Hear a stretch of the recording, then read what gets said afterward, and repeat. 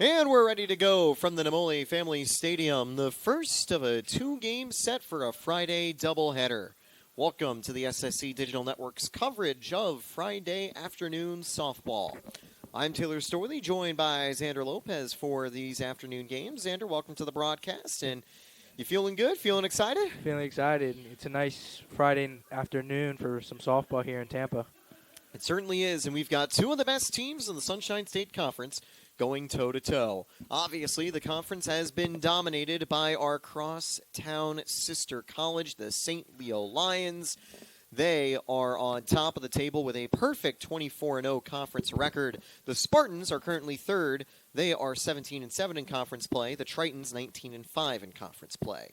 The Spartans looking to get back in the win column in conference play. They are entering on a three-game winning streak, 30-10 on the season, 21 wins in the hand of Gwen McGinnis, who takes the circle for the Spartans, an 0.83 ERA on the season, 119 strikeouts and 151 innings. Now, obviously, Tampa plays in one of the most defensively friendly ballparks in all of D2, but having an 0.83 ERA still is an impressive feat. Let's start by introducing the Tritons lineup as we get underway. It'll be Lex DeFato leading off for Eckerd.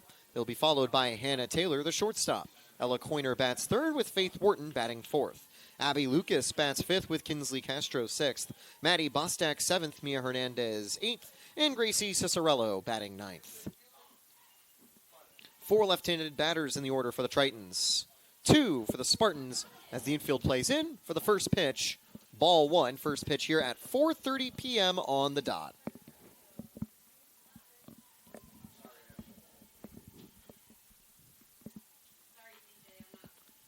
Here's the 1-0.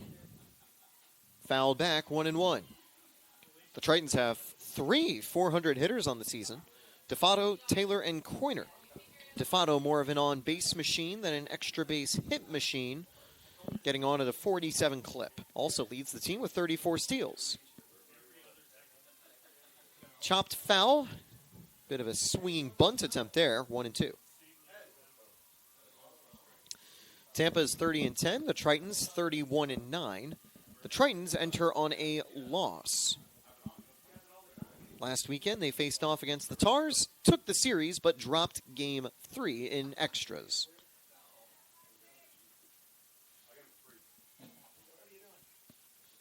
Hit to left field. That is in range and caught on the run by Abby Johns, crashing into the cage. Great catch down the line. Yeah, it was a great catch. She tracked that ball down very well. The outfield foul and went ahead and grabbed that ball.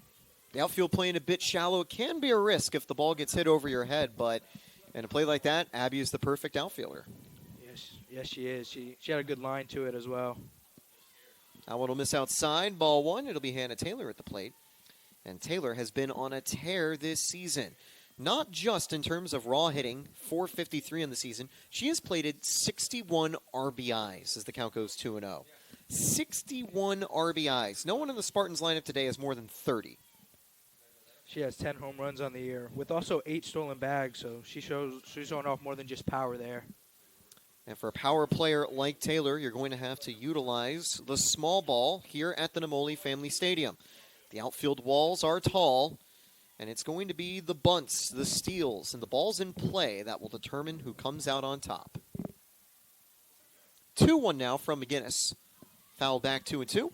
Throughout her time with the Spartans, McGinnis has always been a strong strikeout pitcher, but as she has leveled up to being more of an innings-eating ace this season, that strikeout rate has dropped, that command rate has improved with her lowest walk rate of her career. Tipped foul, just staying alive, is Hannah Taylor, wearing the 00, not the single 0 for her jersey.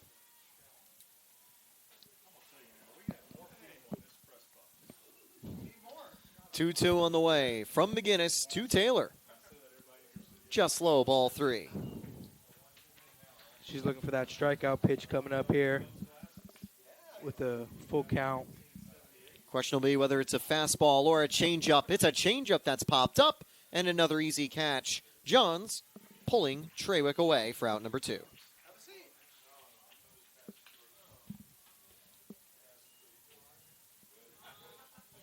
She's faced the minimum so far and looked very, very well today. She's Again, the best pitcher in this Tampa Spartans pitching staff for a reason. Question will be if she can keep things quiet. This one lined to second, out number 3. Obviously, a good start for Gwen McGinnis, but we've got a lot of baseball to be played, and Eckerd will be responding with their own ace in the circle as well when we transfer to the bottom of the first here on the SSC Digital Network.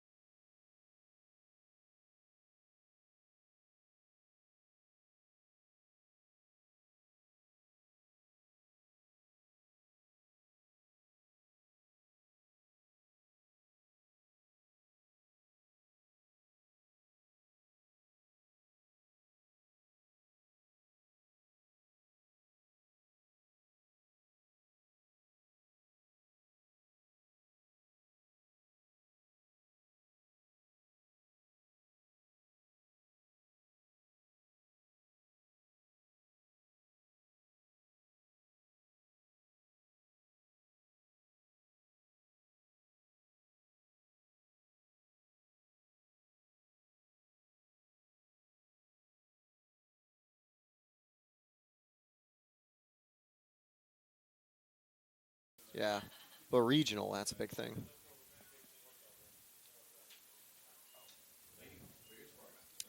So it'll be Brandolyn Raymer in the circle for the Tritons. She enters with a 19-5 record and a 1.65 ERA. Eckerd play at a stadium that's more conducive to the long ball and overall offense, so that's what lets her ERA shine even more. But the big statistic, Xander, 217 strikeouts in 167 innings. That's a very impressive number there, as she floats that one in there for a strike. Good spot to open the inning for Raymer. She's known for being very passionate in the circle, and definitely can see that with her powerful stuff in terms of her overall season ratings. You'd imagine she might get 2 starts this weekend as Eckerd looks to get back into the regional fight. Thanks to the most recent regional rankings back on April 27th, Eckerd were not ranked in the top 8. The Spartans were ranked 6th in the region, actually the second best team out of the Sunshine State Conference. But it doesn't look like Tampa will be able to host postseason play this year unless they have a miraculous finale that somehow lets them jump over Auburn Montgomery. And spoiler alert, probably won't happen even if we do sweep out the final few games. Outside, it'll be ball 1. Let's give you the Tampa starting lineup as we continue. Jenna Newpaver leads off, followed by Cam Feast. Kenna Kreidler bats third with Joey Trewick batting fourth. Micaiah Brumble O'Neill 5th, Carly Salisbury 6th, Hannah Yetter 7th, Abby Johns 8th, and Lennox Ulrich in 9th. 1-2 coming up from Raymer. Chopped on the ground at first, but foul. Had a reach of Bostack. Raymer has a big, powerful windup that just comes across the plate very nicely, that ball, how it floats in. You'd imagine that will definitely help out with a strong fastball velocity. Although Tampa does a good job of getting the bat to ball, putting it in place. Small ball is the method that the Spartans like to utilize. Well, the method they have to utilize here at the Namoli Family Stadium. Swing and a miss. Changeup falling away for out number 1. That'll bring up Cam Feast.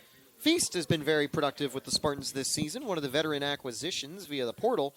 Most of the time, Coach Cantor prefers to recruit through freshmen and young players, and this was a pretty big season for roster turnovers, so a lot of young stars in the Spartans lineup, a lot of people who have been very strong since day one. That'll be strike 1 for Cam Feast. Cam Feast, as just looking at her numbers, has had a very good year, so that was a great portal acquisition on Tampa Spartans' part. Doing a good job of getting on base, leading the Spartans with a .452 on base percentage, and the numbers hitting .370 on the season.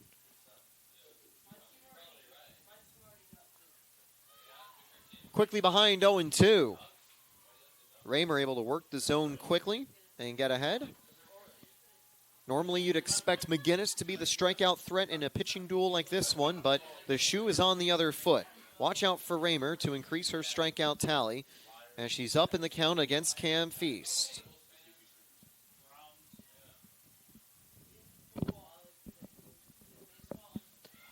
Got her swinging. Did not go. They needed to check with the first base umpire. That's a So we'll great go again. hold. She wanted that one badly. It's a good pitch and did get Feast to offer at it, but Feast does just enough to back off. Raymer transferred to Eckerd from Coppin State entering the 2024 season. Fouled, Feast stays alive.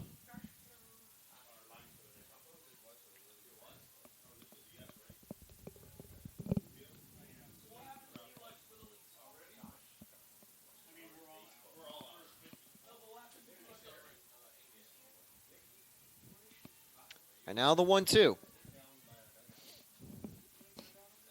Raymer to Feast.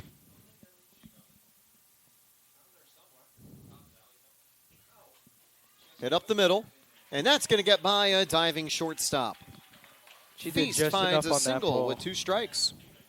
Just enough on that ball to get it past the shortstop.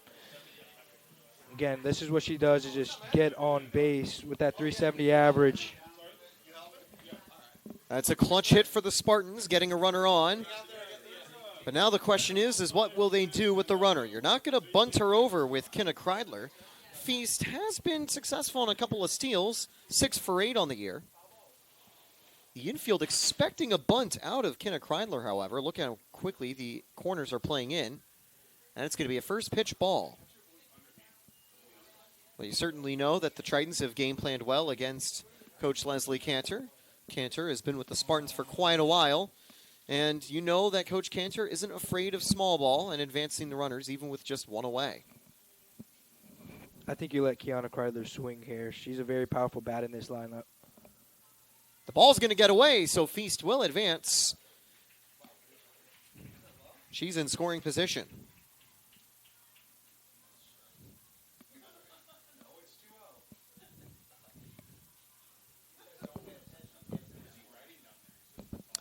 So a 2-0 count now. That's going to be a very disappointing breaking ball there for Xander. Or for Raymer.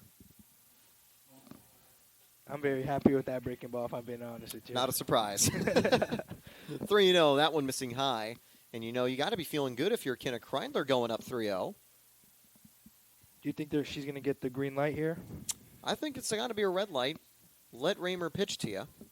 And obviously the goal would be to tire out Raymer a little bit. Obviously you're going to be hard-pressed to chase her out of the game outright because she has gone the distance for 23 out of her 24 starts. That's insane. And that's going to be strike one to keep the at-bat going. McGinnis has similar numbers in terms of her starting prowess. Out of 19 starts, she's gone the distance 17 times. She's also had 10 appearances out of the bullpen with 2 saves. So leads and wins, leads and saves, also tied it for the lead and losses. Again, we're going to have a great pitcher's duel here today. 3-1 on the way from Raymer. And it's ball 4. First walk conceded. It'll put Kenna Kreidler on the base path. That is Kreidler's 27th walk of the year, has more than double the amount of the next batter in the Spartans lineup. She is an on-base machine. Here comes Joey Trawick. Trawick batting 4th today. And this could be a bunt situation for Trawick to advance the runners for Brumble O'Neill. She's hitting .219 on the year, played at 11 RBIs. Corners playing shallow. Strike one. Wharton forms the battery with Raymer in the circle. She was quickly up, ready to watch if anyone was moving. And even though Kreidler and Feast can get a move on the base path sometimes, Kreidler has stolen twice on 3 attempts. Don't expect it to happen too often, especially with these two. Newpaver and Zekman would be the ones you'd expect to be moving, 0-2.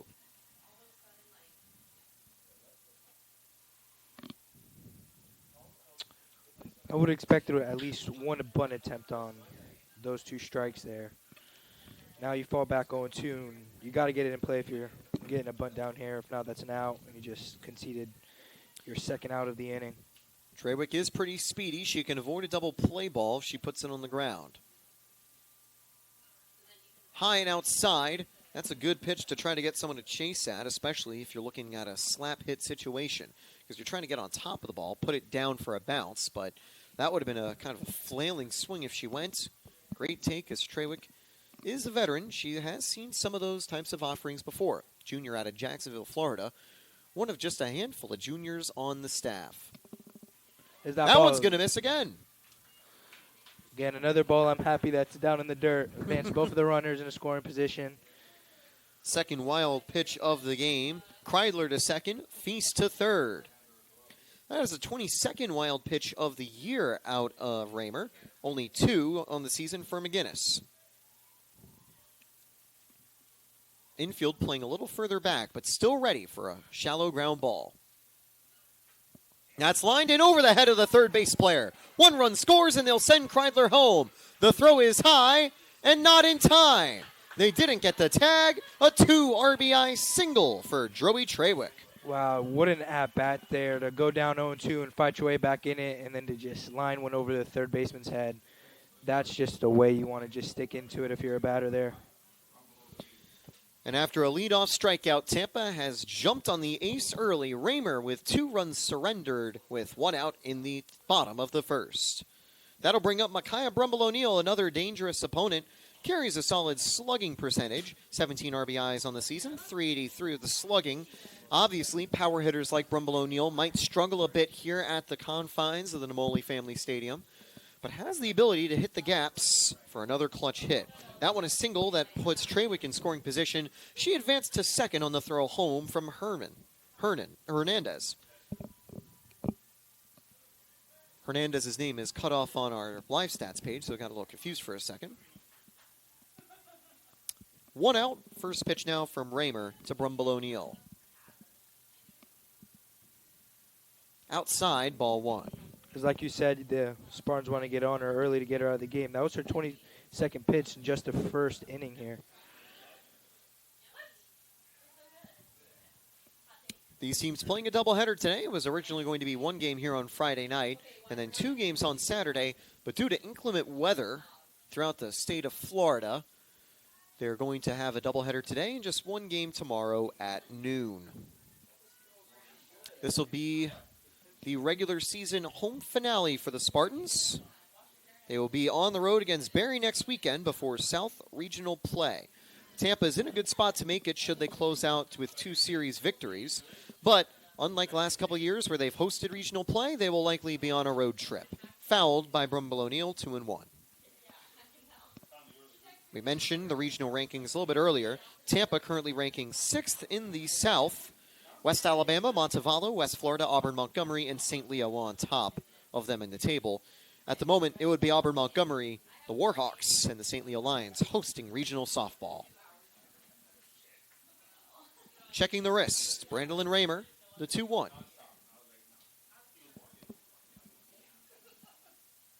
Tipped foul, 2-2.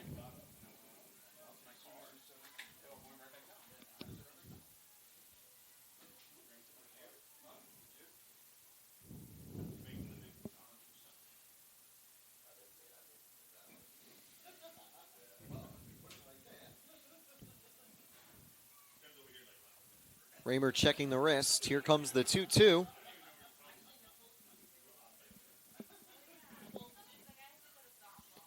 And that one looked good, but might have missed a bit high. 3-2.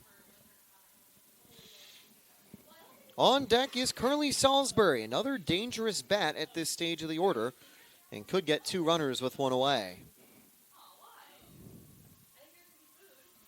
Command hasn't been perfect for Raymer, but makes up for it with about a 5-1 strikeout to walk ratio.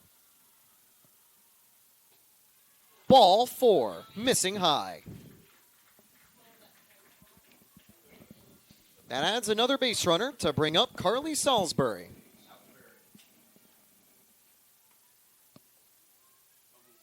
Raymer's still all smiles in the circle with 1 away. You've talked about pitch count, Xander, but I have reason to believe that I think Raymer will be good to go the distance. Her longest outing of the season came against Lynn in a defeat. It went 8 1/3 with 8 runs allowed, 159 pitches. Wow, that's a lot of pitches. 159.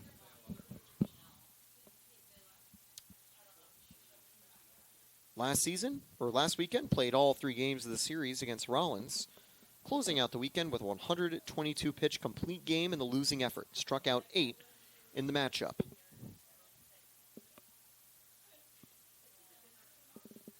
Now it'll be 1-1. Hits the zone this time on the second offering.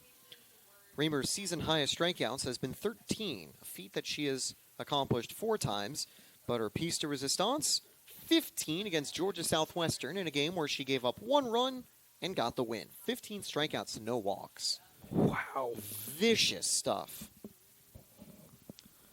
And earlier in the day, she had thrown 6 innings against Mars Hill, although the Tritons lost. That one bounces off the glove of the shortstop. The runners will advance just in time. They'll grade that as a hit. They're not going to give Taylor the error. And it is an interesting call because that's not an easy ball for Taylor to get to. You know, she's reaping up, trying to bring it down. She could have got some more vertical. That is the on question. That was a little bunny hop. That was a very unathletic hop she had there. A little bit more bounce. That would have been an easy play for her. I think the error is well granted. For now, it'll be graded as a hit. We'll have to wait and see. I personally am one to not only benefit the Spartans' average a little more, but also not necessarily punish a fielder that made a good play, but it just slipped out of the glove. So either way, loads the bases. That's going to be the outcome no matter however the play is scored. And it's 1 down for Hannah Yetter. Infield playing shallow once more.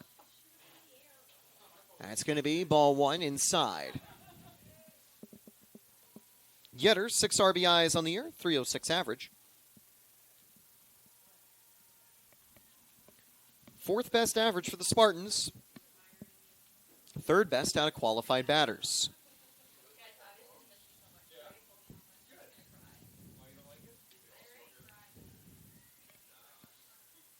Inside, the ball gets away.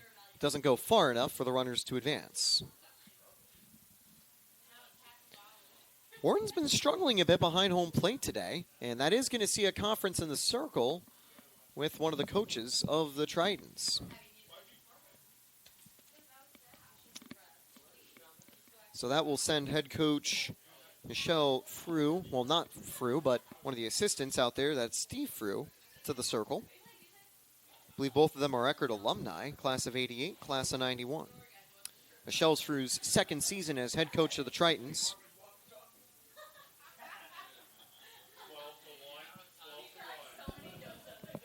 In her 2nd season, she's had some success here with the Tritons. 19-5 in the conference is nothing to joke about. That certainly is a good tally. But I am surprised that they're not regionally ranked just yet. It's going to make this end-of-season run for the Tritons important. If they can take some big wins against tough conference foes, they'll be ending the regular season against St. Leo. They might be able to push their way into the tournament. But it's going to be easier said than done. 3-game set against the Spartans and another 3-game set at home for the teal out, and then senior day on May 9th.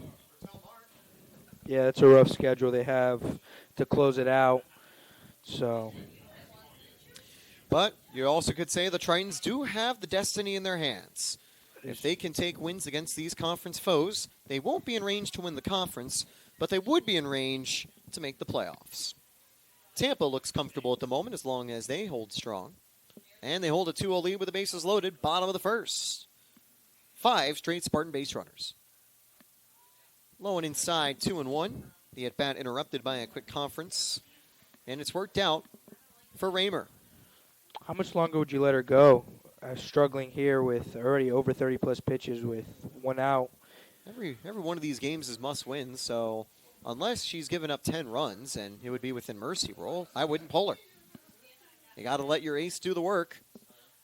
And she'll get a swing and a tip, 2-2. The rest of the Eckerd staff is pretty solid, but you also could quickly get out of the jam with just a weak ground ball. Raymer hasn't conceded too many extra base hits, 27 on the season out of her 107 hits, 8 home runs, but she's holding opponents to a 175 average. Inside, 3-2. Nowhere to put him. Abby Johns on deck.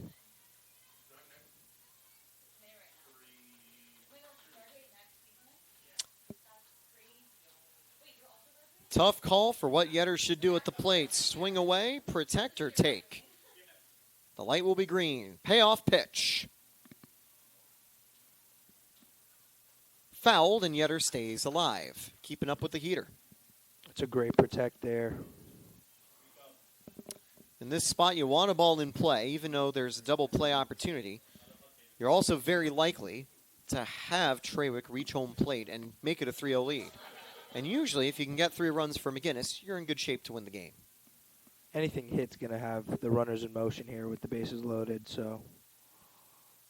One more time. On the ground, a second. They'll go for the out at home, but she's safe. They didn't get the out on the play. An RBI on the fielder's choice. That seems like an interesting decision when you could have just tagged the base runner and throw it to first for an easy double play there. It wouldn't have been a guaranteed double play, but I am inclined to agree. You guarantee a second out if you toss to second, and if you don't get the out at first, it's runners at the corners, you add an out to the tally, you give up a run, but you also trust your offense with 6 extra innings to play to try to get back in it. Now, it's still bases loaded, still 1 away, and Abby Johns has them full. Brumble O'Neill a little slower on the base path than Trawick, but still a dangerous runner at third. First pitch, outside, ball 1. Might be a tight strike zone today to work with. Raymer has not been able to get a lot of calls going her way. Luis Casillas, the home plate umpire. Scott Boswell currently behind the shortstop. Boswell, a Spartan regular for a lot of umpiring games. See him throughout different baseball and softball events.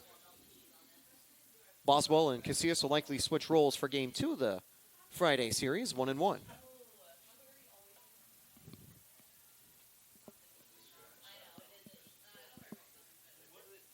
Unless there's a double play, Tampa will have batted throughout the entire order with Ulrich on deck. And then it would be Newpaver looking for an opportunity for her second at-bat of the inning.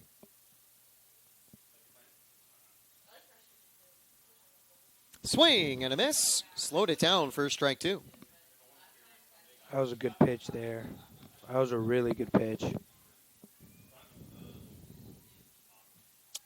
So Abby Johns in a 1-2 hole, the best count that Raymer has seen in the last couple batters.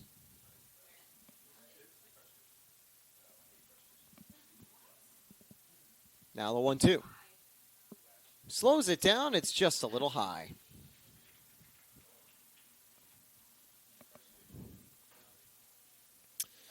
Only 5 home runs out of the Spartans' starting 9. To come 4 from Kreidler, 1 from Feast, majority on the road. 2-2 on the way.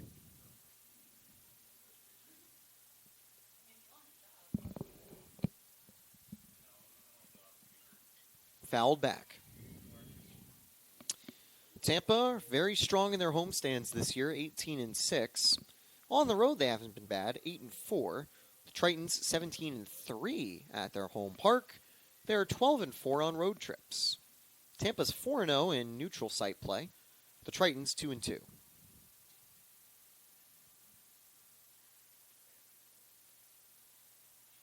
Two-two now from Raymer.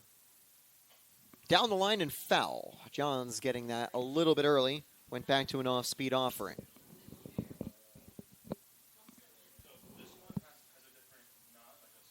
Obviously, you want to start playing some good playoff softball now if you're the Spartans.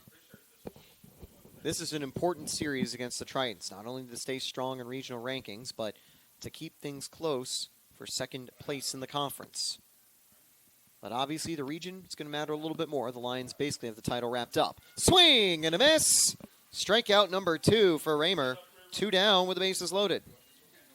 That off-speed pitch that she has is very lethal.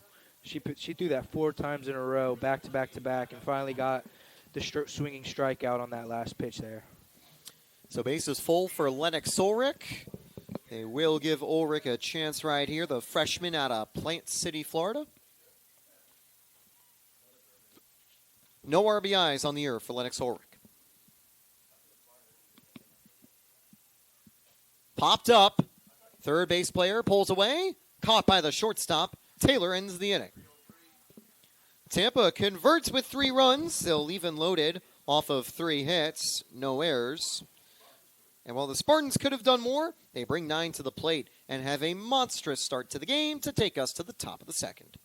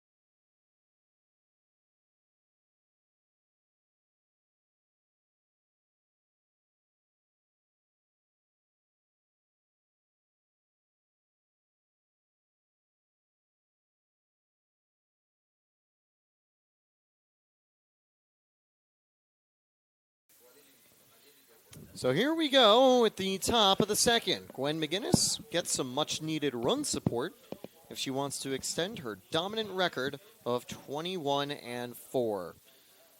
This is the first time in a little while Tampa's had a true out-and-out SP1 as the count goes 0-1. Obviously, McGinnis kind of forming an elite duo or trio throughout the last few seasons alongside Mariah Galehouse, Tampa's two-way legend. This one popped straight up and caught by Trawick. One down.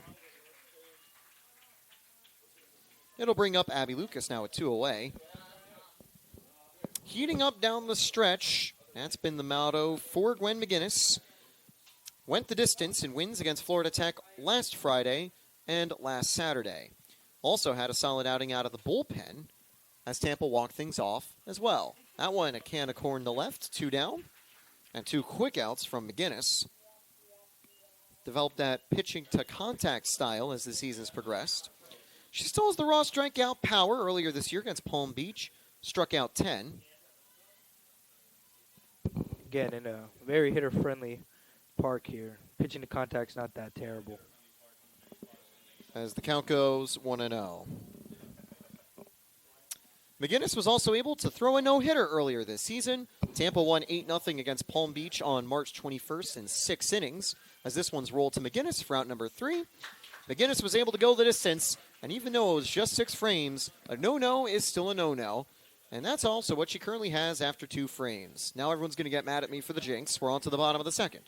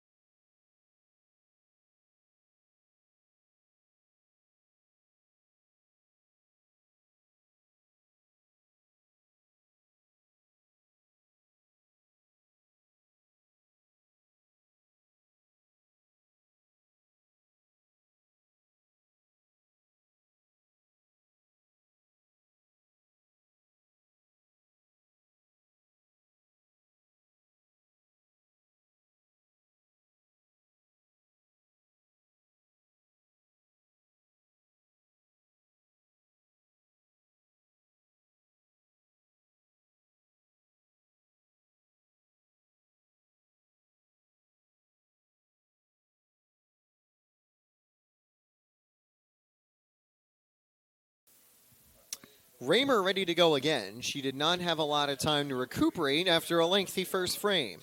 McGinnis, 16 pitches, 11 strikes in 2 innings. Raymer, 44 pitches, 27 strikes in 1 inning. Tampa getting to her early, and it's back to the top of the order with Jenna Newpaver. Newpaver struck out last time. Newpaver and Aubrey Zeckman, 2 very solid young guns for the Spartans. First pitch hit right to first base. Bostak's there, 1 down.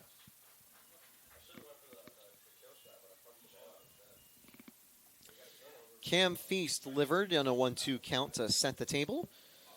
2 wild pitches got her to third. She ended up scoring. 1 away in the bottom of the second. A beautiful day here at Tampa. 87 degrees around game time. Cloudy skies that have somewhat parted. Swing and a miss, 0-1.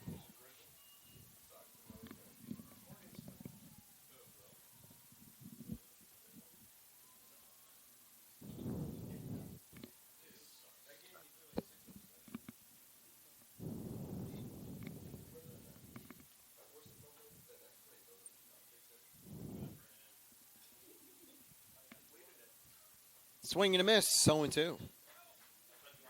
That first pitch ground out might have been huge for Raymer. Gives her some confidence to take into the frame. There are some players down to the bullpen doing some tossing for the Tritons. If they keep losing by the mid-game, maybe they rest Raymer and bring her back for the second game of the day today.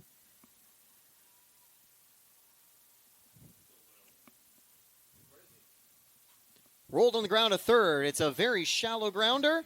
Feast is safe. First base players reaching all the way out but couldn't come up with the ball. It is going to be a 4th hit for the Spartans. Good hustle on the base path. Kind of feel bad for Bostak. Did everything in her power to get to that one. She hit a very deep split there, and just the speed of Cam Feast running down the line was got her got her there to first base.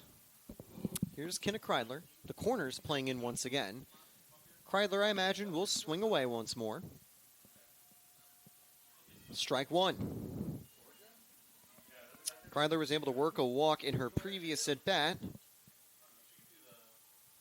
The specialty out of Kenna Kreidler is getting on base.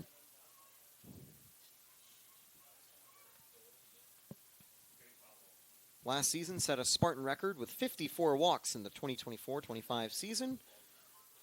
She's going to take high and inside, 1-1.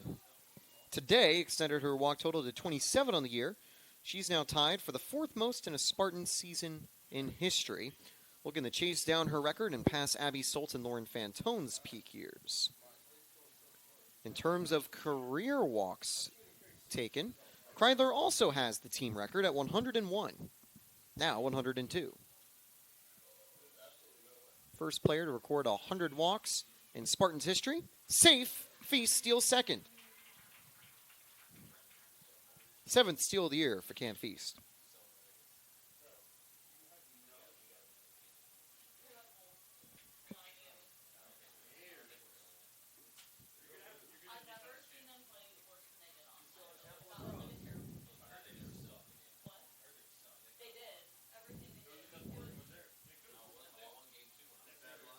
Now the 2-1. Inside, good take, 3-1. On deck is Joey Trewick. Walking Kreidler would give you a base runner to work with for a double play.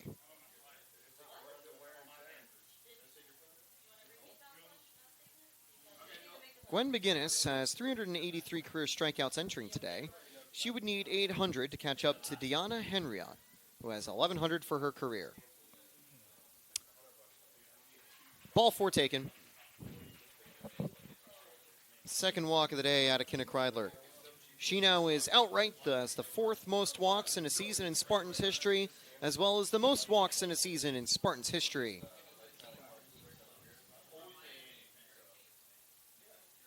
You could call her Johnny Walker, although you might want to maybe do a different first name. Maybe Kenna Walker, how about that? Joey Trevick ready to go, 2 on and 1 out. 2 RBI single last time. She'll take ball 1.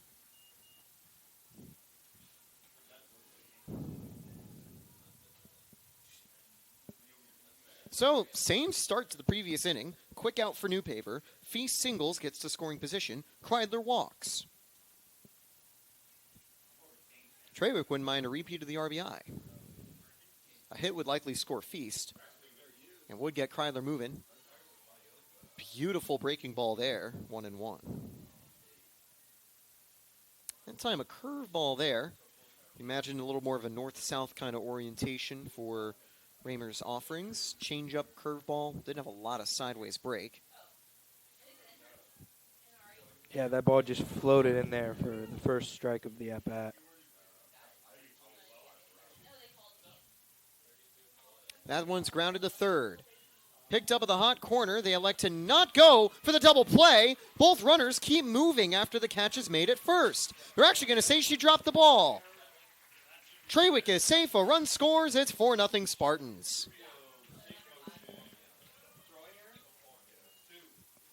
They're going to call that a throwing error as the ball gets away. Trewick won't increase her RBI tally, but it'll put runners at the corners and score Cam Feast. Even if Trewick was out, Feast would have scored, because if you see on the play, after the ball was caught and then dropped, Feast just kept running. She knew that Bostak wouldn't be in a position to take it home, so she took the extra 60 feet and makes it 4-0 Tampa. I love that heads-up base running. And now it'll be a steal for Trewick. They won't contest it, worried about the double steal opportunity. 1-0. That steal there was big to get out of a double play position with this batter up here with 1 out. So you got a feel for the Tritons there. They did get the ball you want. For Raymer, it's got a sting. He didn't do anything wrong in that at-bat, but Tampa still converts. Swing and a miss for Bremble O'Neill, 1-1. She worked a walk last time to load the bases. Could do the exact same thing right here. Actually, no, it wouldn't be loading the bases. Well, it didn't load the bases in the first inning, but would load the bases here if she walked.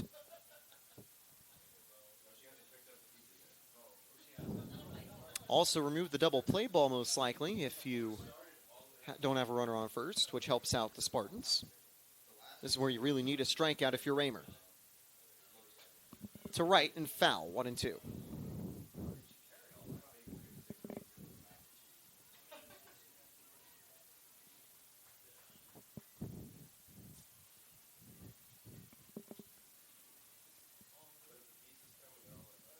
Raymer has struck out 2 today. She has walked 3.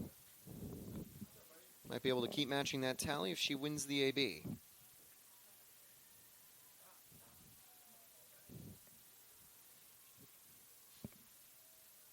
Swing and a miss in the dirt. Drop third strike.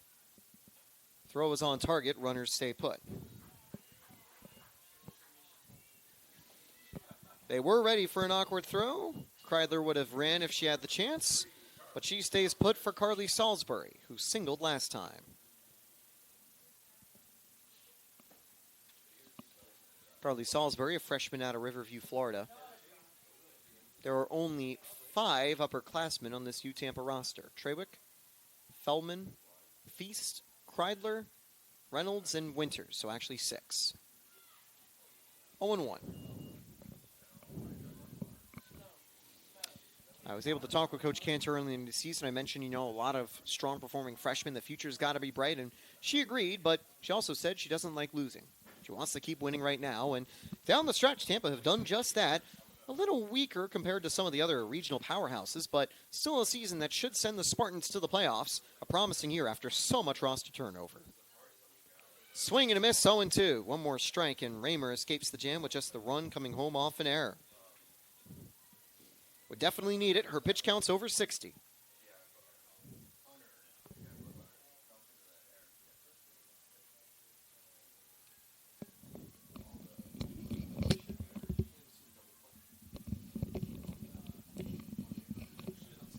That one's going to be taken outside. No, on the corner for strike 3. That looked like it was going to be a ball, but this time the goal goes in favor of Raymer to retire the side. Picks up her 3rd and 4th strikeouts, but thanks to 1 hit and 1 error, 1 run will score for the Spartans. They are up 4-0.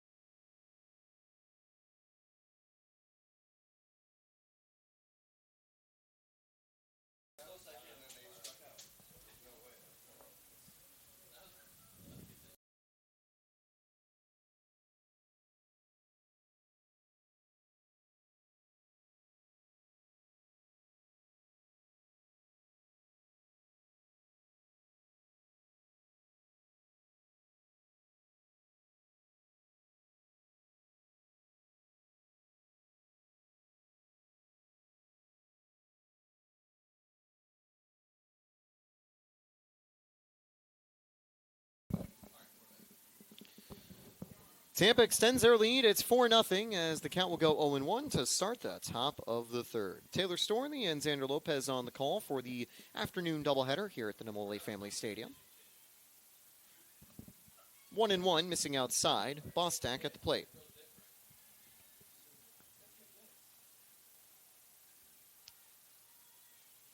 Tampa strong early on, as that one's going to miss again. 2-1.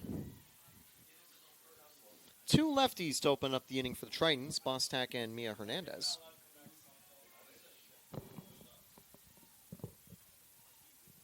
Change up, clips the corner, 2-2. It was just a 5-pitch inning in the second for McGinnis. This will be a 5-pitch at bat to open the 3rd. She's still looking for her first strikeout here in the game as well. Won't get it yet. 2-2.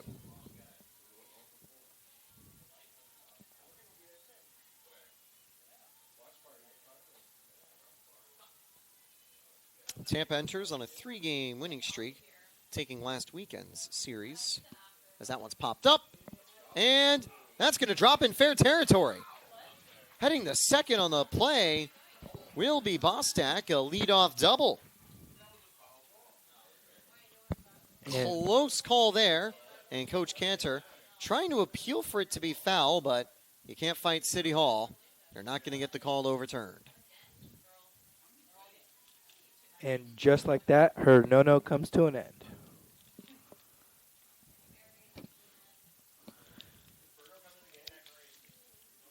That could be the spark the Tritons were looking for. Mia Hernandez ready to go. Before their sweep against Florida Tech, Tampa lost the series against Rollins at home, dropping both Saturday games at the end of April. That one's going to be a strike one.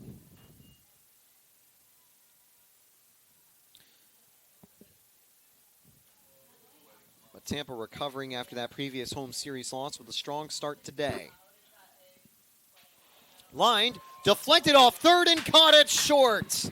That's out number one. As that is going to be a rare 5-6 pop-up out. Yeah, you rarely see a deflection get caught. Heads up by Eckerd after it's deflected by Newpaver at the hot corner. Bostak quickly back to second. That was pretty cool. Always got to be heads up and ready to go in the infield. Great job there by the Young Guns, as that'll be strike one in the outside corner. Gracie Cicerello ready to go. She's plated 19 RBIs on the season. That's the fourth most out of the Tritons starting 9, just behind Taylor, Coiner, and Warden. 0-2. Took a big cut there at that high fastball. When you want a ball in play, if you're Cicerello, you'd like to either advance the runner, or if you get a hit, you're probably scoring them. Popped up, and that could drop. It's caught and right by Feast. Stayed in the air just long enough. Likely would have kept the runner at third if it did drop for a blooper. 2 out. McGinnis works very quickly in the circle. That's a pretty big part of the Spartans game. They do not waste time in between offerings.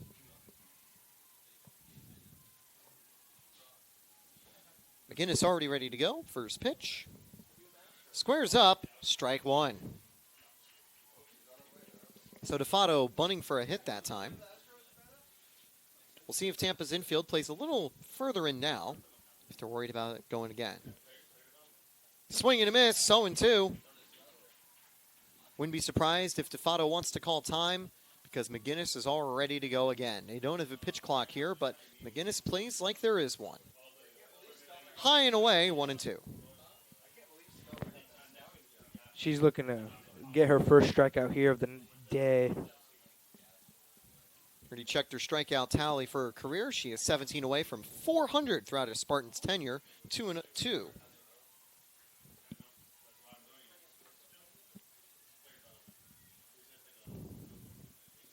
This is her longest inning, but can keep the scoreboard clean. That one's popped up and caught. Another elite stop by Hannah Eckerd to retire the side. A leadoff double with 3 straight outs. Great defense from the Spartans to clean up the mess. 1 runner left on board with 1 hit through 2.5.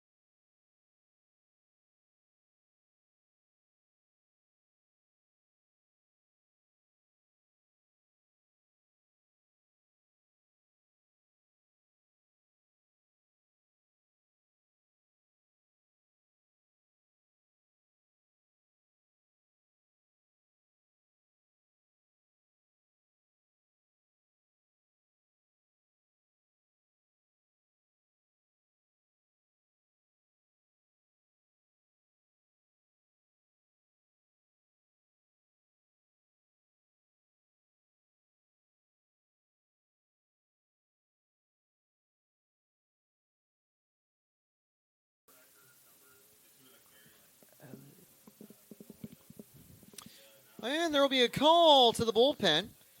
They are resting Raymer, likely for a re-entrance later today in Game 2. It'll be Elise Roy picking up the final 4 to 5 innings in the circle. Roy with a 2.70 ERA and an 8-4 record. And you know, Lopez, she has really relied on the balls in play this year. 21 walks to 23 strikeouts this season. That'll play well here at Spartan Stadium. Certainly should. It's a very pitcher-friendly ballpark, but also an infield-friendly defense. As long as they can get the throws on target. Coiner has struggled on some of the tough plays at the hot corner today. We'll see how they respond. Leading off is Hannah Yetter. She'll take ball 1. Tampa's up 4-0 through 2.5 innings played.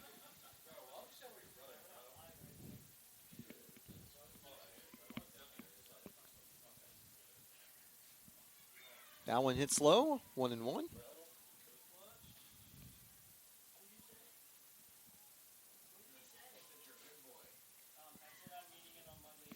63 pitches to end Game 1 for Raymer. She could re-enter, but I think it's unlikely. That one's lined to left and will drop for a leadoff single. That'll bring up Abby Johns. No one out. Now it's a tricky call for the Spartans. You've been hitting really well, but do you go for a bunt to put the runner in scoring position to try to extend the lead? Do you let Abby Johns swing away? Corner is expecting the bunt. Look at how deep the first base player and third base player have been playing. Hannah Yetter does have 4 stolen bases on the year today. And it looks like she will square up. She'll take ball 1. High and outside.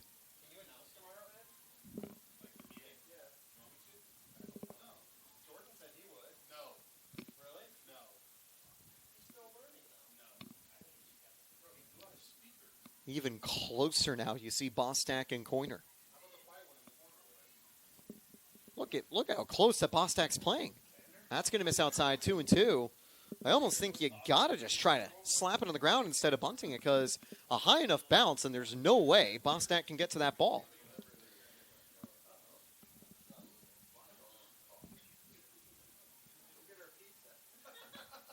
Look at how close Bostak's playing as she squares up. Gets the bunt down. No out at second. First baseman fell but landed on the bag. One away. As that was almost the third errant throw of the game for the Tritons. So even with the infield playing about 20 feet from the bag, still put down the bunt. Perfect bunt there from Abby Johns. Stellar work as they're also still going to play pretty shallow the infield. No double play ball right here for Lennox Ulrich. Popped out last time with the bases loaded. Outfield playing very shallow for Ulrich. Strike 1. Ulrich got a lot under the base, under the softball. Could hit the gaps and go a little bit further.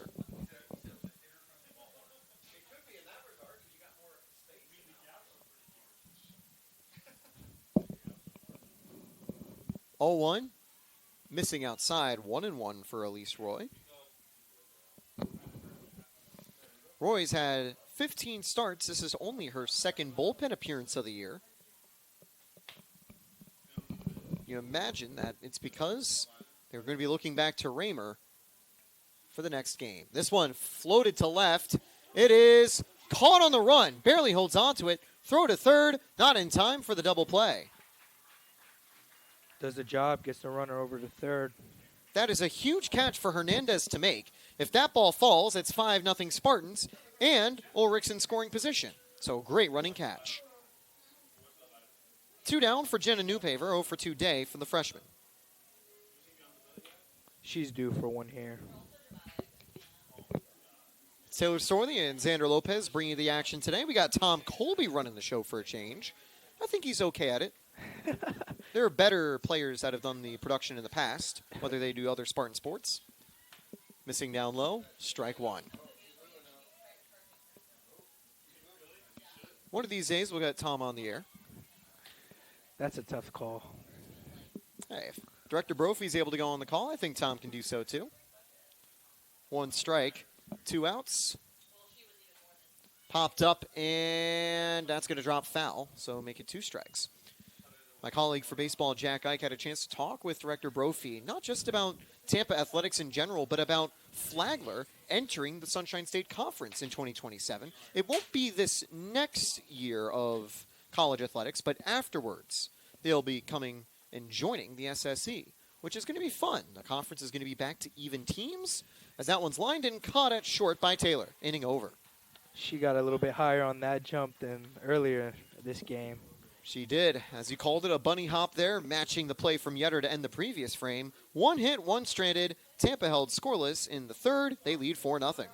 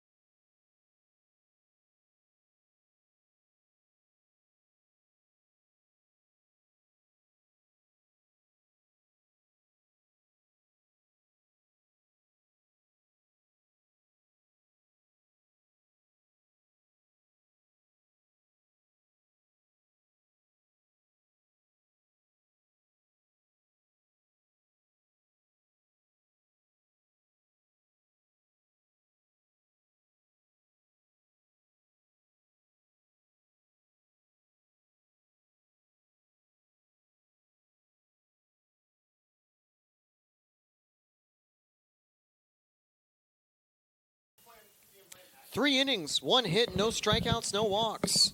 Very efficient out of Gwen McGinnis. She'll look to keep it that way. Even though McGinnis won't probably get the ball for game 2 today, she might get the call out of the bullpen in a pinch. So Tampa would love her pitch count to stay low. Strike one to hand to Taylor. Taylor, Coiner, Warden due up for the Tritons. Taylor hitting .453 entering today. What a season for her at the plate.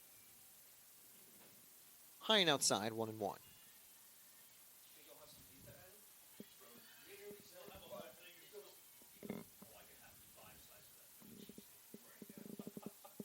On the ground to third. Picked up by Newpaver. Throw is low, but scooped by Salisbury. One down. That's the first ground out today. The other ones, the line drives and pop outs. And a couple flyouts. And then that one blue pip right down that third base line. Yep, out of reach of Hannah Yetter and Newpaver. Into no man's land. Low and outside, ball one. We've went over this Tampa defense, but let's just do it again. Kreidler forms the battery. Newpaver's the third base player.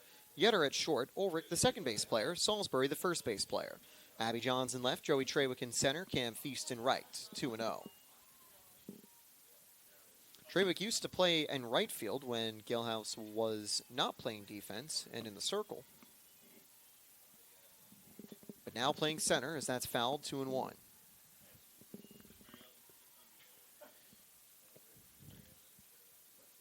Mariah Rumble O'Neill, the DH.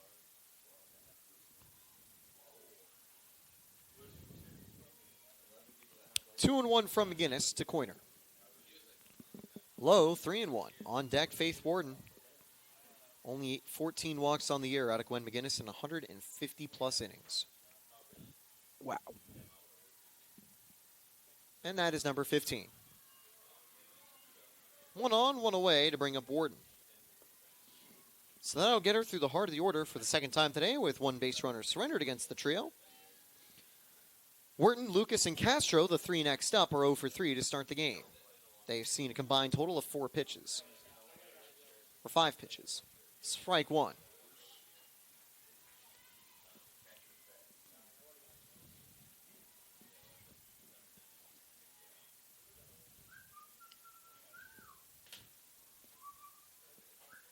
That's going to be strike 2.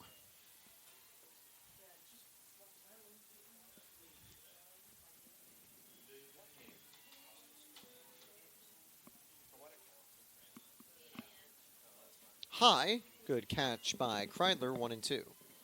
That time a rising breaking ball there, but just misplaced. Still looking for a first strikeout here in this game. This would be the spot to get it. Runner goes as that's dropped, 2-2.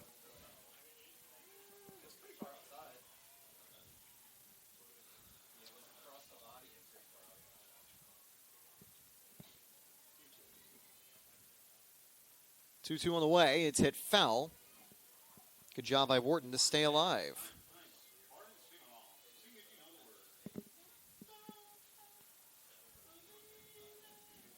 McGinnis again. Line to center. That is caught by Trewick. They won't have time to turn two. Sliding back safely is Coiner. 2 down now for Abby Lucas. An important ball to get to keep the Tritons off the board.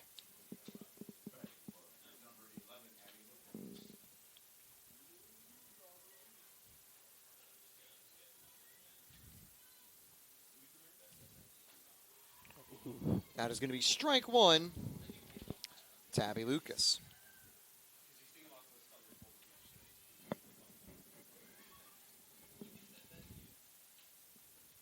High and outside, 1-1. Another longer inning out of McGinnis, but her pitch count is in very good shape in the early going. And, of course, she's been accustomed to go the distance. Early this season, she told Coach Cantor that she's a senior and said, use me as often as you need to. That's what you want to hear from your star pitcher. Yep, a blank check to go the distance whenever needed, and that's what she's done. This one popped up, and McGinnis will take it herself. Inning over. 1 walk. They reach scoring position on a wild pitch, but they are left on the base path. Tampa leads 4-0 through 3.5 innings played.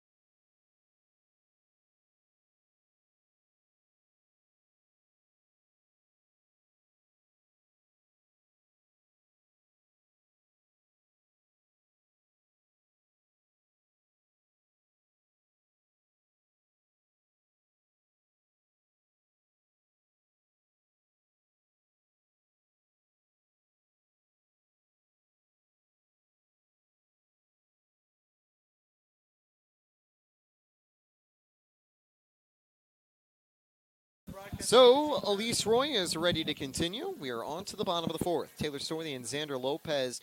Xander, what do you think's been the biggest moment out of the game so far? It's got to be in the first inning when we got 3 on the board. Bases loaded a couple times and bringing 3 on home was good. Certainly was. Feast with 2 hits, scoring twice. First off the RBI by Trewick. Next off the RBI by Trewick. I'm noticing a bit of a trend. 1-0 on the way now from Roy. She relieved Raymer earlier today as the count goes 2-0. You'd imagine Raymer gets the ball for game 2 in the circle, which will be happening later today. It's a doubleheader today instead of tomorrow due to inclement weather. Tomorrow we'll have a 1-game matchup starting at 12 p.m. That's line to right and right to Lucas. 1 down.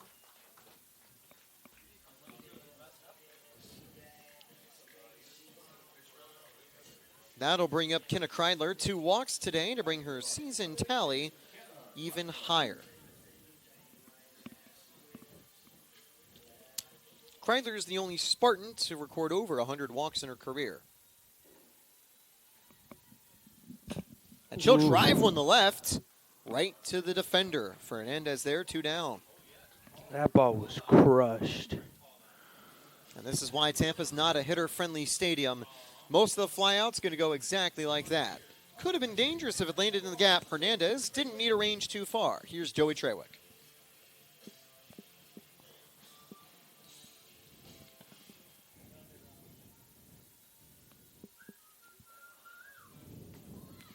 Strike 1.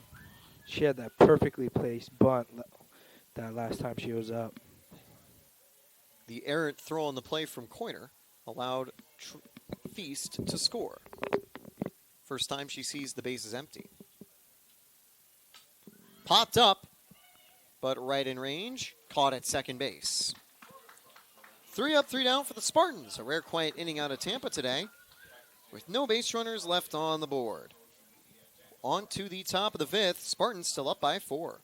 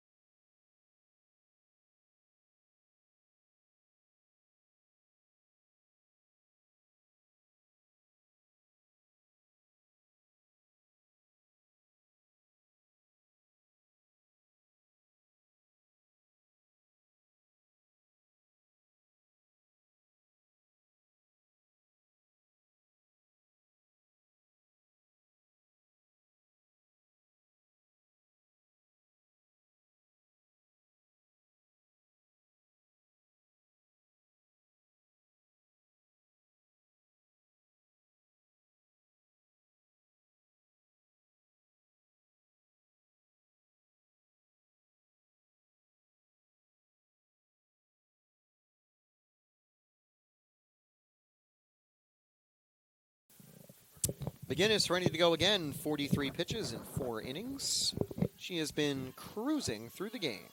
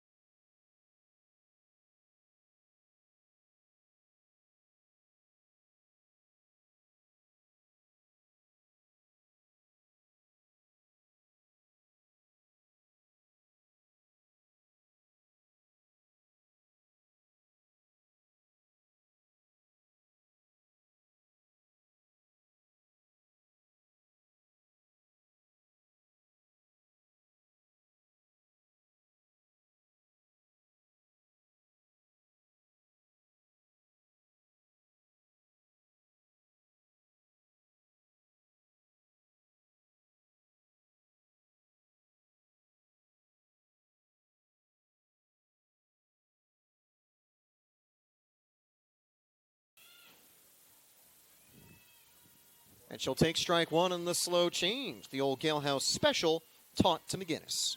At least I imagined it would be the Galehouse special taught to McGinnis.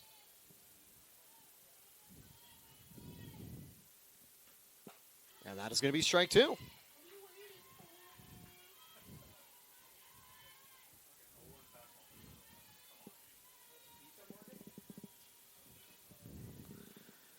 High, ball one.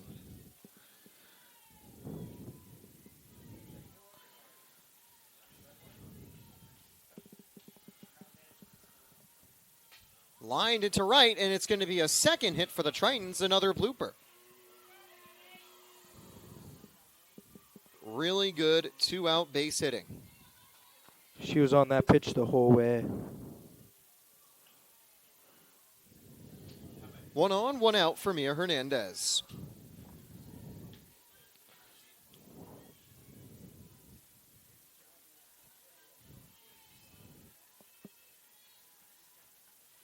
Lined and fouled, 0-1.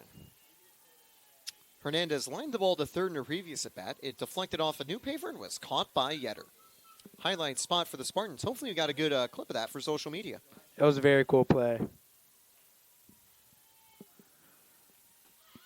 That's going to miss outside, trying to square up, 0-2. Maddie Bostic, who is on first, has 4 stolen bases, so we might see her go here.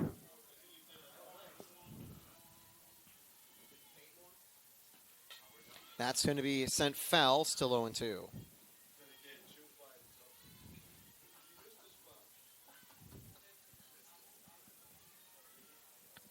I'm rooting for the strikeout here. Same here. 1 away. Strikeout would be good. And doesn't get it yet. Still foul, 0-2.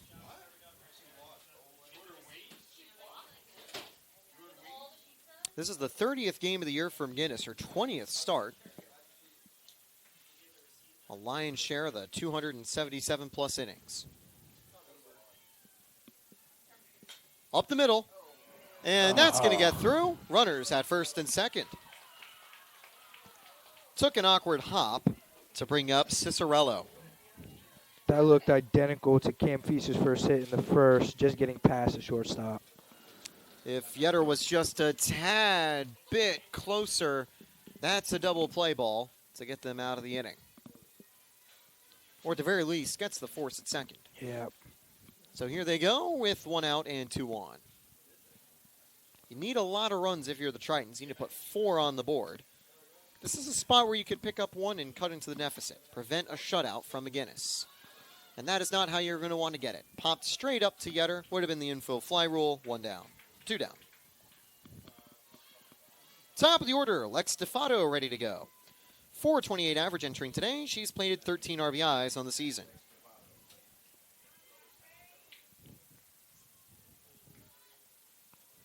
That's a great average, 428. On Swing and a miss, strike 138 one. at-bats.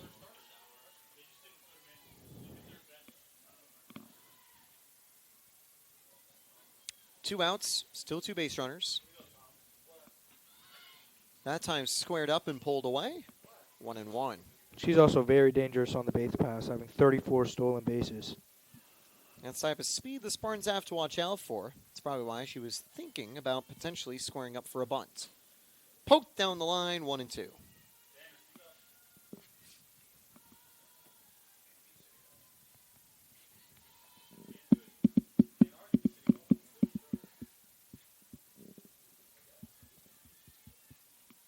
Here's McGinnis, the 1-2.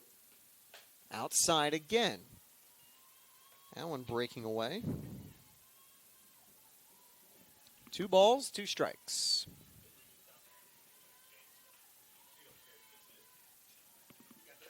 Swing and a tip, barely staying alive.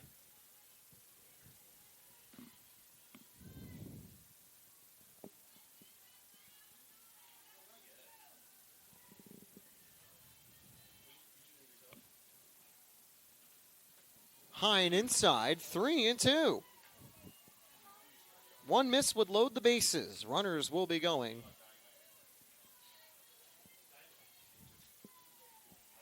Payoff pitch from Gwen McGinnis. Low for ball 4. Tying run steps up to the plate. You rarely can chain 2 walks against McGinnis in a game. And now the bases are full.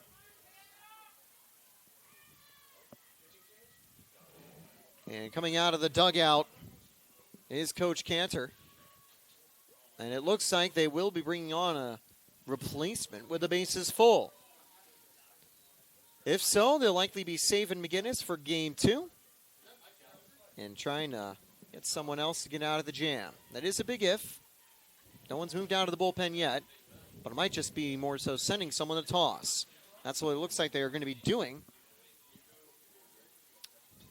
Holly Steffes to the bullpen. Bases loaded for Hannah Taylor. 61 RBIs for Hannah Taylor. This is their most dangerous hitter in the lineup. This is the spot where you want Taylor to be. Bases loaded, 2 down in a 4-run game.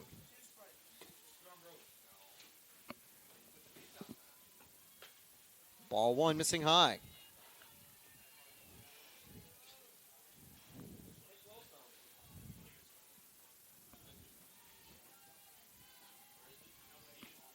That one's going to hit 1-1. Taylor's 0 for 2 on the day, just looking to find some outfield grass and have this drop in somewhere to plate 2. Cut into this lead. Outfield's going to be playing deep. That one's fouled back, 1-2. And indeed, Xander, just try to get the ball to land, bring at least 1 home, hopefully bring 2 home. Make the game a little more manageable as we continue the 5th. Fouled back, staying alive, Hannah Taylor. Pitch count getting closer to 70 now for Gwen McGinnis.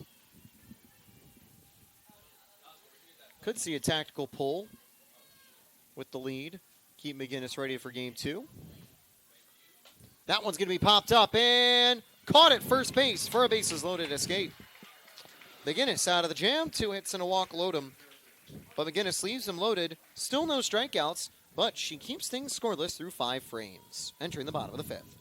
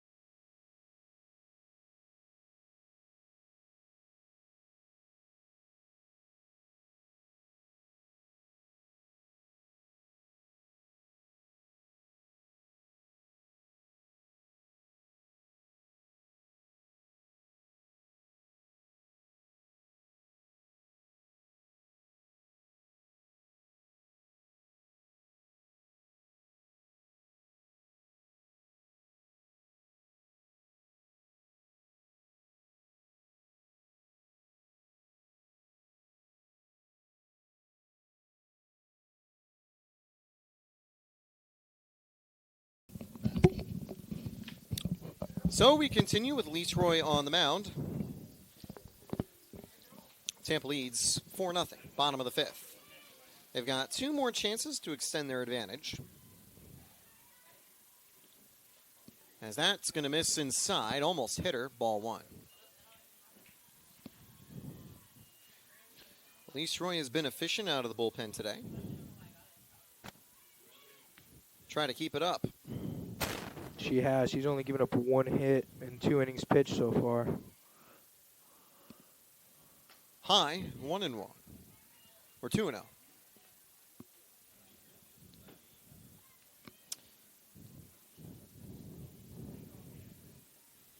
The base paths have been busy for both teams today. Tampa scoring in the first and second. Recently, the Tritons loading the bases here in the fifth. 2-1 as we continue the bottom of the fifth.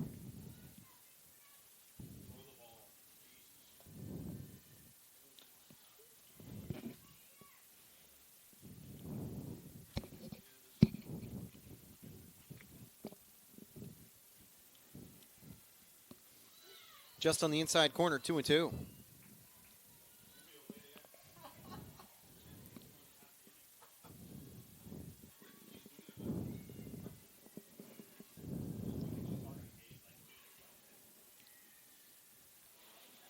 Two balls, 2 strikes. Missing outside, 3-2. It's a good eye. That ball floated, looked like it was going to catch the corner and just dipped out. 2 of the 3 true outcomes today for Brumble O'Neill. Walked to start, then had a strikeout. So one more time, a payoff pitch. Carly Salisbury on deck. Sent to right, but in range for Lucas, 1 down. That'll bring up Carly Salisbury. That was good contact, though, for her on that.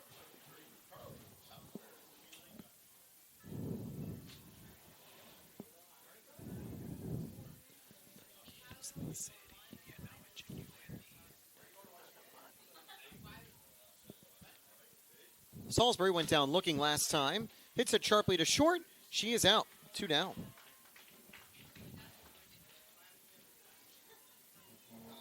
Eight straight outs. Not counting the sacrifice bunt for the Tampa Spartans.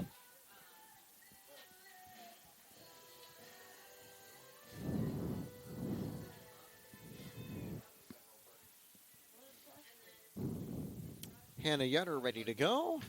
She'll line it right to the pitcher. Another 1-2-3 inning out of Roy with 2 pitches, 2 outs to end the inning. 5 full, Tampa leads 5-4.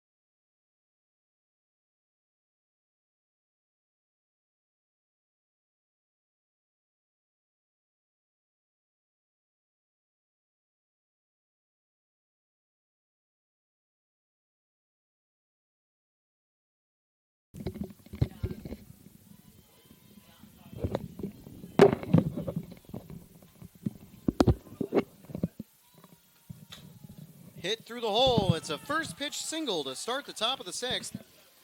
And getting on base will be Ella Coiner, continuing the heart of the Tritons order. Tritons picking up where they left off, getting another base runner, their 4th hit of the game.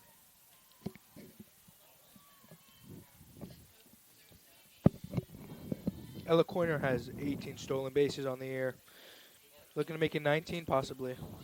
She won't be able to on this pitch. Caught by Kreidler in foul territory. 2 pitches, 2 swings, and 1 out now for Gwen McGinnis.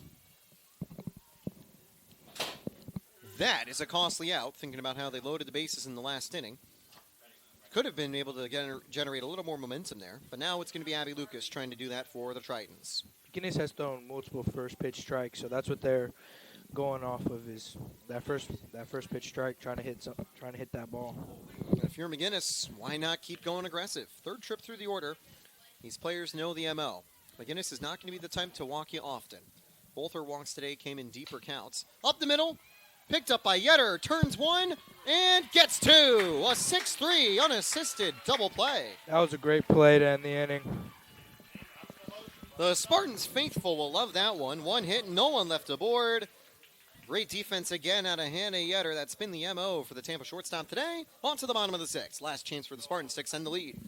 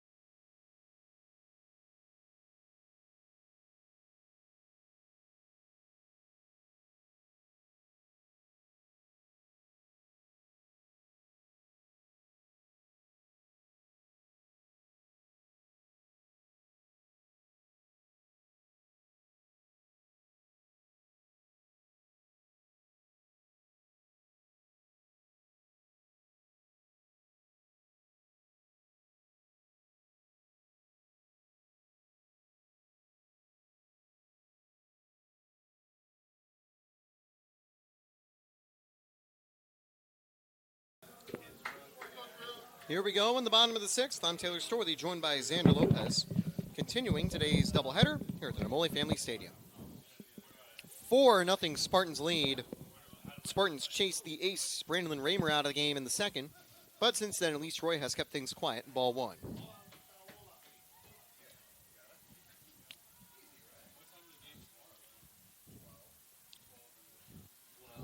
Johns, Ulrich, and Newpaper.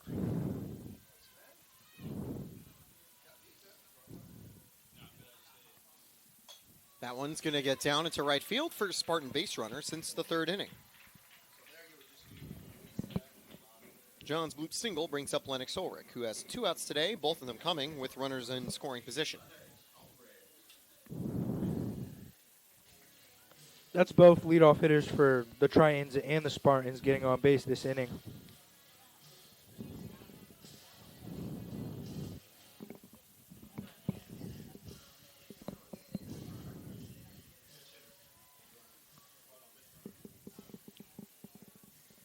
So John's still at first, and it will be a change being made. We got to wait and see, though.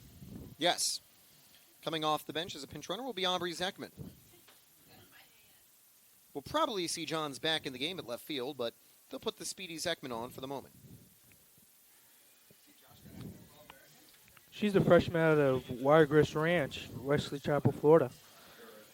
In the backyard almost from the Spartans. Local product, doing well to start her collegiate career. 9 for 11 on steals this season, caught twice. She also gets on base at the plate at a .352 rate, but was benched for Abby Johns and Joey Trewick today on defense. That's going to be high, ball one. Wouldn't be surprised if they try to send her. You're up by 4, you can get a little aggressive.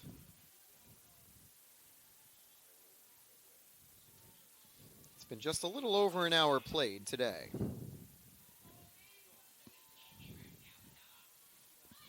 Bunt gets foul, 1-1. Third base player crashing in, but it bounced away from Coiner. She's rushing in very deep. That ball almost got over her head in fair territory.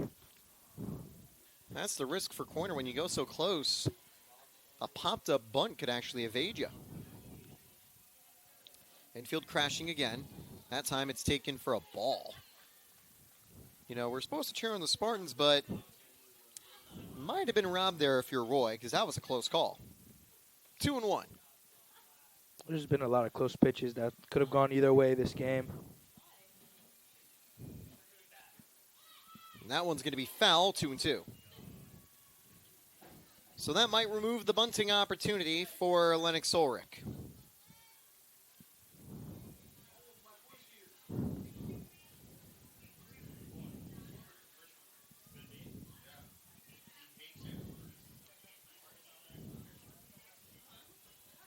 That's popped up, and it's going to be caught in center field. 1 down. Top of the order, Jen Newpaper. She's 0 for on the day, but She's going to be due sooner than later. Hopefully right here she can get one. Question will be whether it's this game or game 2. Remember, it is a doubleheader today. Next game coming on deck. Make sure you stick with us about 30 to 40 minutes after the game is called. Timeout called for New Paper. Now she's good to go.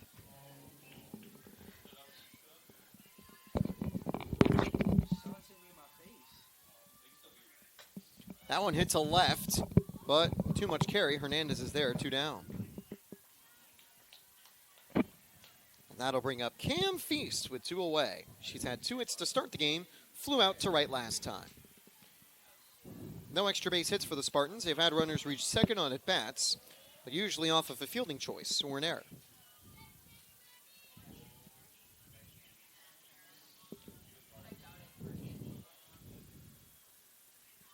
Ball 1, runner goes.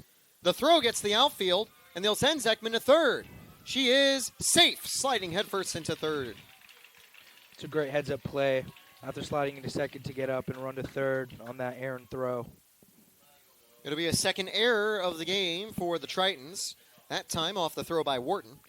But Zekman will get credit for her 10th steal of the season, sliding into second. Advances on the wild throw.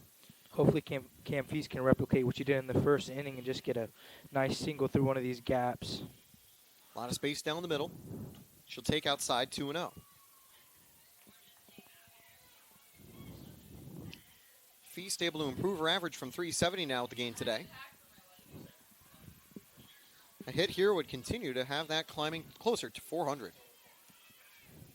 17 RBIs on the year, looking for her 18th one here if she can even just pop it up to the outfield. 2 down, so you got to get it to drop. If there was 1 out, you definitely want to hit the ball as hard as you can. Looking over in the bullpen, as the count goes 2-1, I believe that already might be Raymer warming up for the next game. You assume she'll be back in the circle for the second of the doubleheader as the count goes 3-1. On deck is Kenna Kreidler, who has walked twice today. It's another close call that's gone in the Spartans' favor today. 2 down in the bottom of the 6th.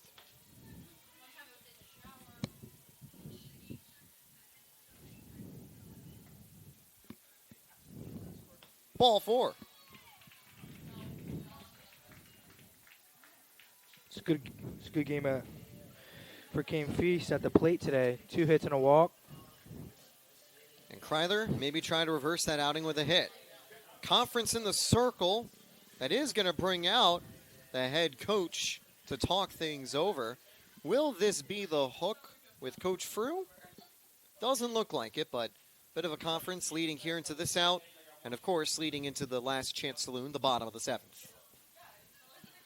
It's going to be interesting to see what they come out in, if they're going to start crashing the corners again like they've been doing.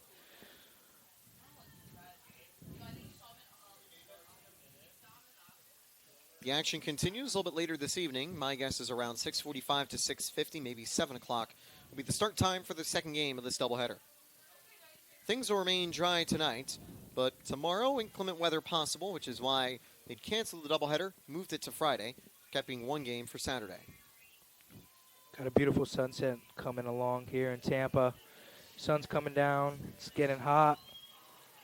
Still a little ways to go until sunset time, but soon day will turn to night by the time we're in the middle of game 2.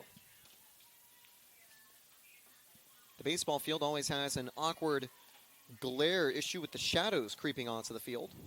Keep an eye out for that, but at a lesser effect here at the Namoli Family Softball Stadium. Namoli Family also sponsored the intramural complex. Here's the 0-1. 1-1. Spartan regional play for multiple sports will be getting soon later in the month, from regional baseball to regional lacrosse. Tampa will likely be on the road for regional play in softball. This is the final homestand of the regular season. The 1-1 missing. A bit of a jump for Feast, but she stays put. Maybe trying to get a awkward throw potentially. Risky with 2 outs, but maybe a roll of the dice. A bad throw would make it 5-0 Spartans.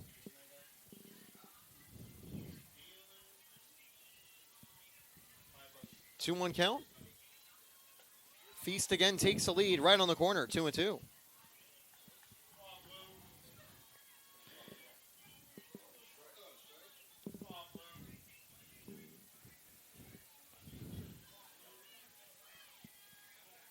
Checks the sign from the dugout. 2 balls, 2 strikes out of Roy. Foul back. Kreidler stays alive. It's a good fight.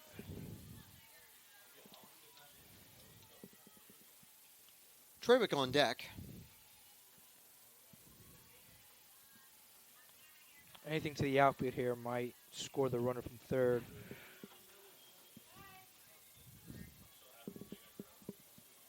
Roy once more.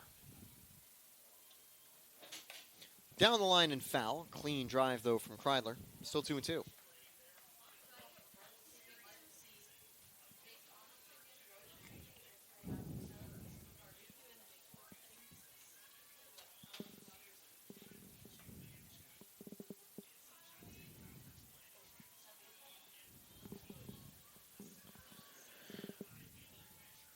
Now the 2-2.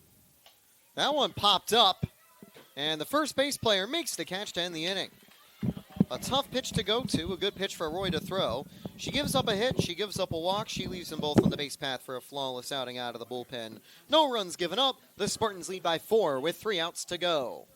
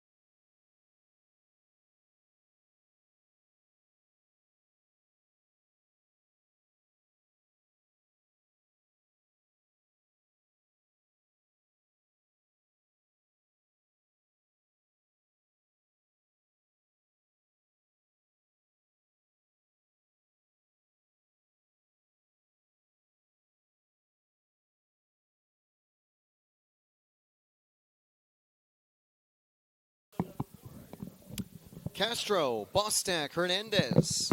Final chance for the Tritons to rally. It is the top of the 7th from the Namole Family Stadium. I'm Taylor Sterling, joined by Xander Lopez. Gwen McGinnis looking for her 18th complete game of the season. Would also be her 10th shutout of the season and her 22nd victory. First pitch popped up and foul. 0-1. The 3-2 up are 3 for 6 today. 2 hits out of Bostak, 1 from Hernandez. 0-2 though for Castro. Castro lined out to lead off the 5th inning earlier. 0-2. McGinnis has 73 pitches on the day, so we'll definitely see her in game 2 for a closing opportunity. Most likely, they will have Holly Steffes get the start. Swing and a miss. You've been waiting for it, Xander. The first Gwen McGinnis strikeout. 1 away. Came a little bit later than I expected, but it's still good to see 1 on the board for her today. Number 120 on the year for Gwen McGinnis. 1 down for Maddie Bostak. Low and in. Strike 1 called.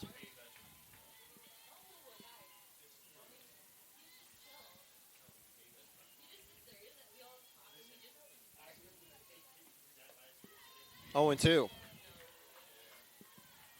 Wasting no time. She's trying to end this inning quick. Got She 2 is. strikes up on the second batter. The strikeout on the first one. She's had a little bit of trouble in previous frames as that one misses away. I'd like to avoid those issues here.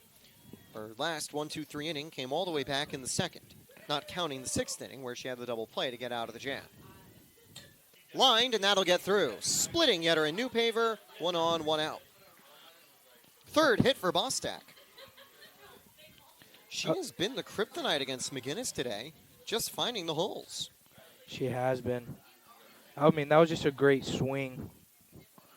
Just to push Outside it. of Bostak, just 2 hits for the Tritons. Strike 1 of the first pitch. But again, that's the mentality of McGinnis. Completely forgets about the hit, fires right down Main Street. 0-1. Tritons hitters have looked good, though. After going down 0-2, they've managed to work their way back in multiple accounts. Like, again, we're seeing here as that pitch fouls back behind the plate. All the hits for Bostack today came with 2 strikes. 2-2 in the first, 1-2 in the second, 1-2 in the 7th. 1-2 in the 5th, I meant, and 1-2 in the 3rd. That's down the line and foul. Takes a hop in foul territory. Still 0-2. Double play ball is in effect here, though, with Bostack on first.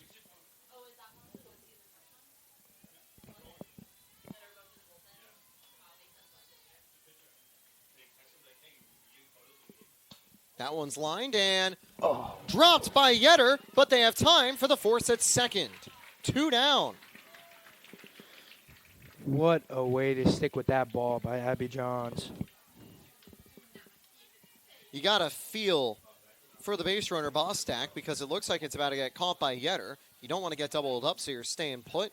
But right as it's dropped, you don't have time to reach second before she recovers and throws. Strike 1 high and inside. That's been 2 just great plays by the defense here for the Spartans to just stick with the play. Eckerd, second time not giving up on a tough ball. And as the count goes 0-2, Demir Hernandez. Seems McGinnis can go up on 0-2 about anybody in this Tritons lineup. One more time, the 0-2 outside. Bit of a lead, but the runner stays put. That's the first ball Cicerello has seen. Was on an 0-2 flyout and an 0-0 pop-out in her first 2 tries. That one's rolled to short. Throw in time. And McGinnis closes the door for another complete game shutout. She gives up 5 hits, but goes the distance with a 0 in the run column. 1 strikeout, 2 walks, and picks up win number 22 on the season. A great game for the Spartans at the plate. They scored early, jumping on Raymer to hand her her 6th defeat of the year. And Tampa comes out on top 4-0, Xander. That's the exact way you want to start the final homestand of the regular season.